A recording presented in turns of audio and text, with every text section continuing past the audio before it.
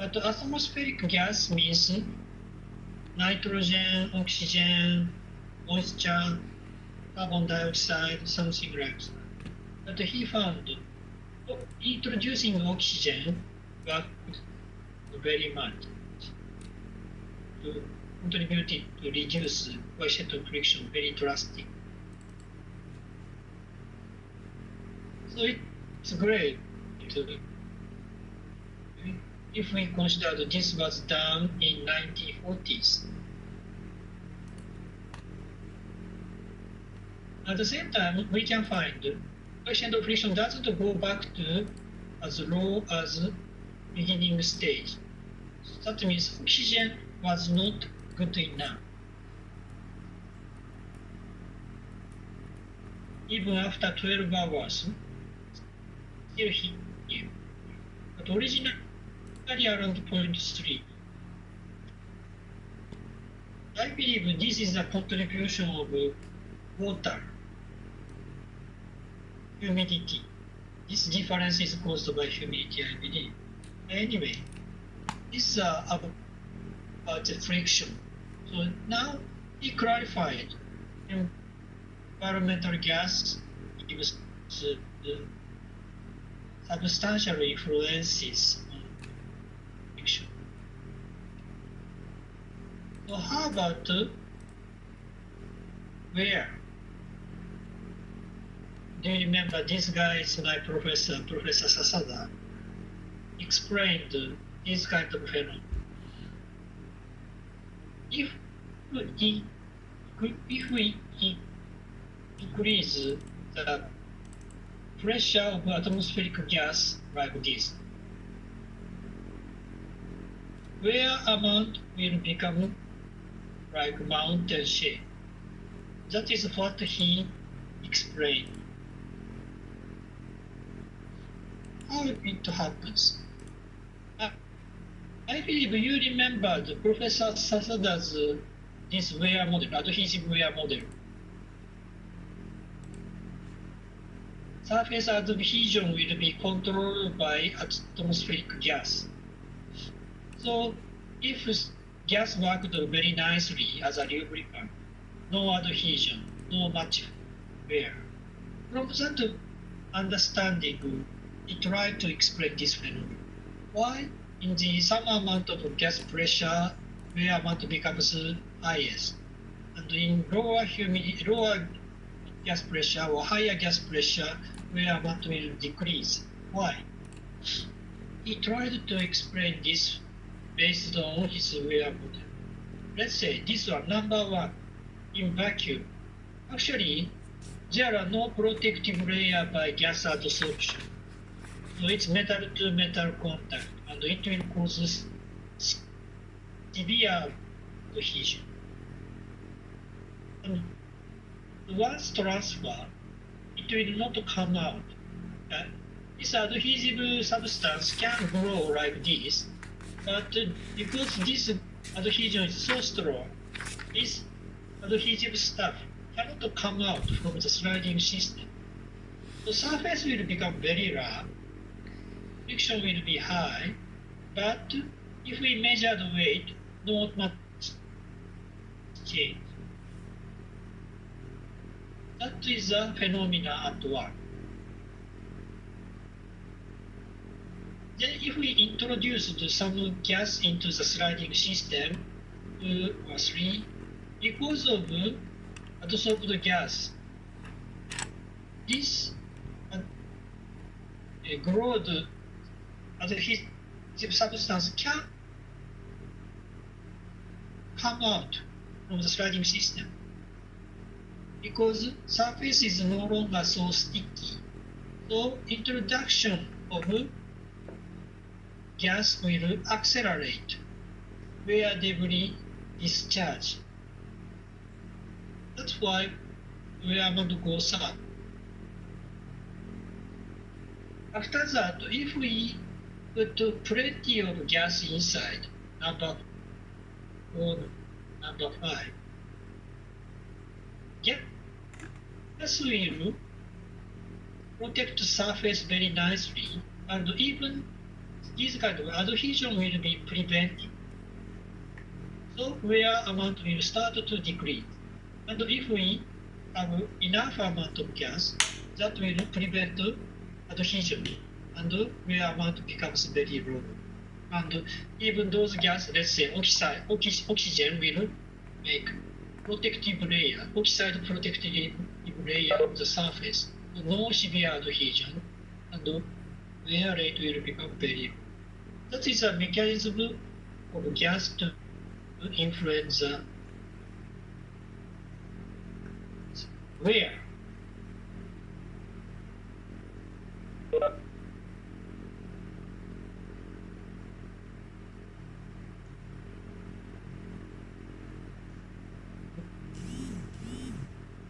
This was evidence.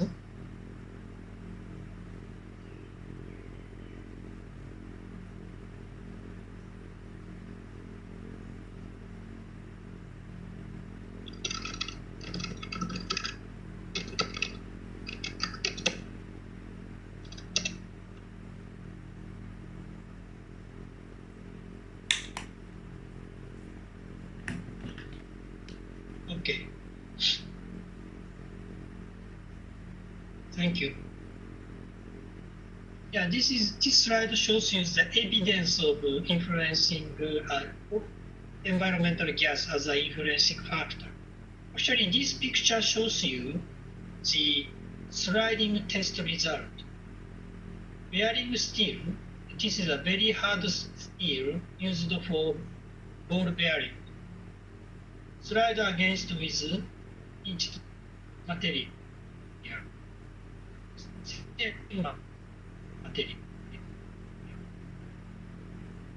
After sliding, we detected some orange color particles everywhere here.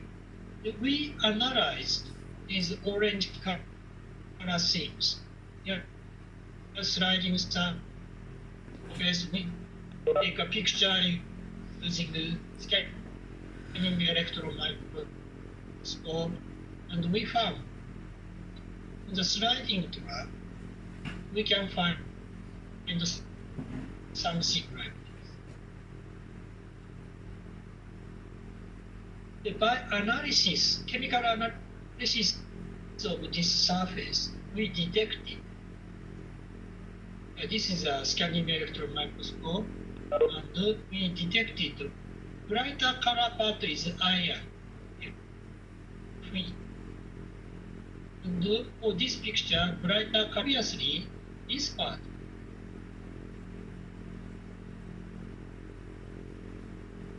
Yeah, because we detected much black color part are oxide, and this oxide worked as a protective layer. Okay, this picture is very important for your assignment. I will explain about it later.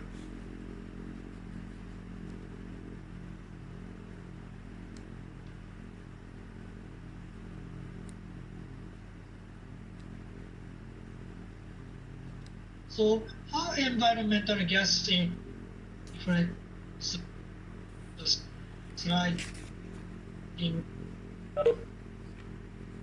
phenomenon? Let's say it may be made of iron. These are atoms of iron, Fe. Then, this is an oxygen molecule flying around the environment. And finally, it comes on the surface of metallic material and stick on the surface. This is so-called physisorption or physical adsorption. Then this molecule will be decomposed and make closer adhesion. Yeah? Comparing with this physisorption, distance between metallic elements and gaseous atoms are shorter, right? Closer. So this will be decomposed and adsorbed. this is so-called chemisorption, chemical adsorption.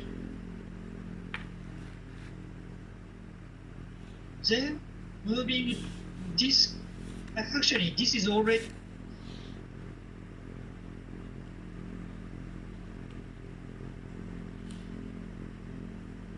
the atomic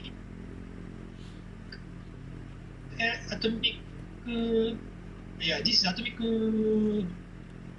situation. So that can sometimes penetrate into the metallic material and make some chemical reaction. If it oxygen, this is a kind of oxide. And this is a mechanism of lubrication by atmospheric gas. Maybe this is a very new for you, but what will happen between metallic material and oxygen? This is not only for tribology. This is kind of very general information for you. What's happening between metallic material and atmospheric gas? What is the situation of this? What is the difference between physisorption, chemisorption, and chemical reaction? That is the topic. No, sounds like chemistry, but this is necessary. I believe this is kind of necessary knowledge for mechanical engineer also, because we cannot escape from material issues. We will handle some kind of material, metallic material like steel, aluminum alloy, or ceramic material like silicon nitride, silicon carbide. We cannot escape from this surface issue. We should have some knowledge about these kind of things. So actually,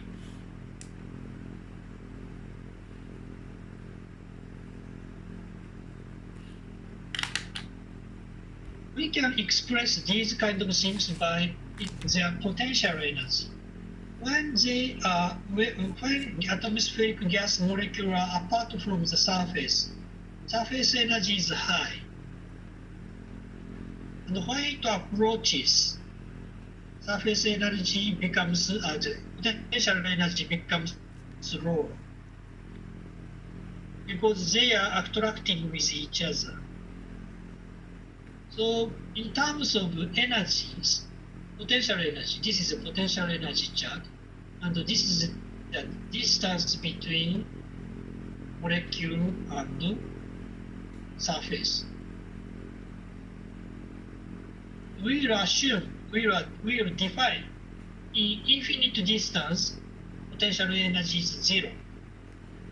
When molecule approaches surface, of course, potential energy goes down. So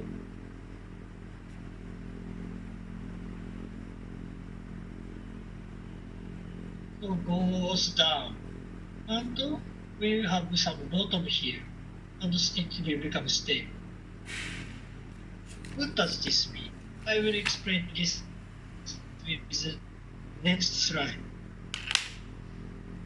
Actually, this potential energy curve is proposed by Leonard Jones. This is a British researcher. Actually, this is a more simplified chart, because Leonard Jones discussed the potential energy about two atoms. The chart meaning is same. This is the distance between two atoms, and the horizontal axis is potential energy level. When at infinity, very far place, potential energy is zero. When these two atoms approaches with each other, potential energy goes down because of this.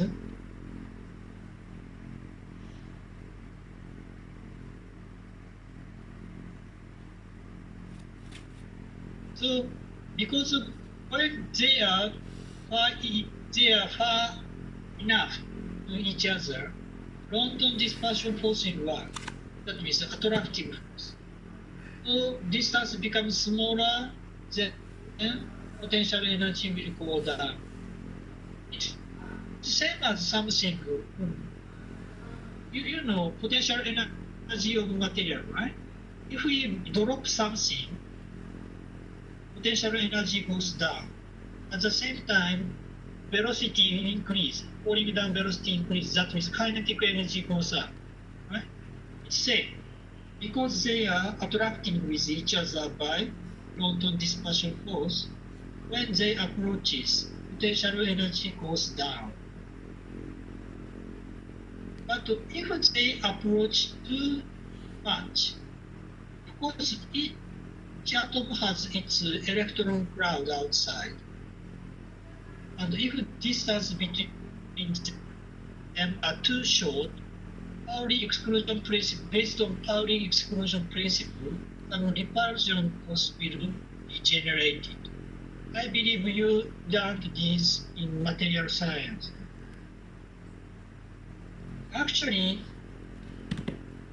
this times 6 part is for London dispersive force, and the repulsion force part is 12.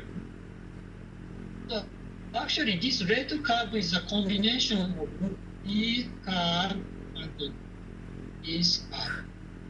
As a result, adding them, curve will become, potential energy curve will become this.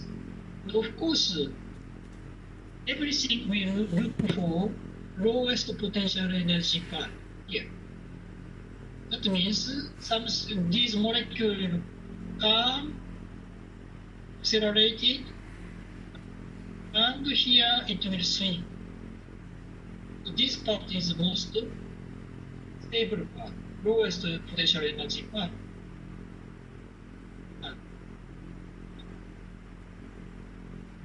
But still, this system has some kinetic energy, so atom will vibrate here. This is a Lennard-Jones potential way of thinking. Am I all right? Can you get some idea?